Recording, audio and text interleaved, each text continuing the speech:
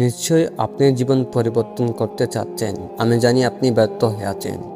তাহলেই আমার এই গল্পটা, এই কথাগুলো আপনি স্কিপ না করে শেষ পর্যন্ত শুনতে থাকেন।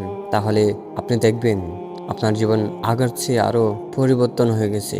শোনো, এই কথাগুলো কারোর জন্য না, শুধু তোমার জন্য। কারণ জীবন বদলানো দরকার সবার না, এই মুহূর্তে দরকারটা তোমারই। তুমি জানো তোমার জীবনের সবচেয়ে বড় শত্রুকে? অন্য কেউ না, তোমার কিছু অভ্যাস। আজ যদি তুমি 5টা অভ্যাস বদলাও, ইনশাল্লাহ কাল তোমার জীবন বদলাতে বাধ্য। 1. দেরি করে ঘুমানো ছেড়ে দাও। ফজরের আজানে উঠে দাঁড়াও, সেজদায় বলো, হে আল্লাহ, আমাকে বদলে দাও। এই এক সেজদাই তোমার দিন পাল্টে দিতে পারে। নাম্বার 2. অযথা মোবাইল স্ক্রল থামাও। একটা আয়াত পড়ো, হয়তো সেই আয়াতটাই তোমার হারিয়ে যাওয়া মনটা ফিরিয়ে আনবে।